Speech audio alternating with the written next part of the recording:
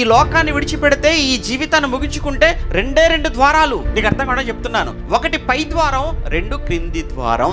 నువ్వు పై ద్వారం గుండా వెళ్ళిపోతే గొప్ప లోకం అది. క్రింది ద్వారం గుండా వెళ్ళిపోతే అమ్మో చాలా భయంకరమైన లోకం అది. కానీ విచిత్రం ఏంటంటే, పై ద్వారం అన్నది ఏదైతే ఉందో అది చాలా ఇరుకు, అది చాలా సంకుచితం. కానీ క్రింది ద్వారం ఉంది చూసావా, అది ఏమన్నాడు?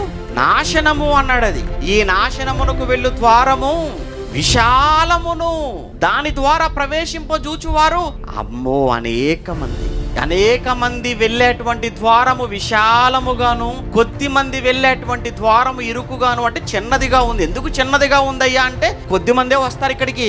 మరి ఎక్కువ మంది ఎక్కడికి వెళ్ళిపోతారు? నాశనానికి. మంచి చెబుతాం అంటే వచ్చి కూర్చునే వాళ్ళు ఎంతమంది అండి? ఒకవేళ వచ్చి విన్నా కానీ విన్నదాన్ని గ్రహించే వాళ్ళు ఎంతమంది అండి? గ్రహించినా కానీ దాన్ని పాటించే వాళ్ళు ఎంతమంది? చూడండి, అంత ఫిల్టర్ అయిపోతున్నారు. రావడమే చాలా కష్టం. ఎంతమంది ఉన్నారు? వేల మంది ఉంటారు. కానీ ఎంతమంది వచ్చారు? కొద్ది మంది వచ్చారు. వందల్లో వచ్చారు. పోనీ వచ్చారు, కూర్చున్నారు వందల మందిగా వచ్చి కూర్చున్న మీలో ఎంతమంది వింటున్నారు చెవులతో జాగ్రత్తగా? మళ్ళీ అందులో కొద్ది మందే ఉంటారు. ఆ కొద్ది మందులు చెవుల ద్వారా విన్న వాళ్ళు ఎంతమంది మనసారా గ్రహిస్తున్నారు? ఇంకా కొద్ది మంది ఉంటారు. దాన్ని పాటించే వాళ్ళు ఎంతమంది అని అంటే వేళ్ల మీద లెక్కించవచ్చు. అలానే 800 కోట్ల మంది మనుషులు, అలానే ప్రపంచ మనుషులు అలా ఆలోచించినప్పుడు నాశనానికి ఎక్కువ మంది వెళ్ళిపోతున్నారు. అందుకే ఆ ద్వారం ఎలా ఉందనంటే వెడల్పు, అది విశాలముగా ఉంది అన్నాడు.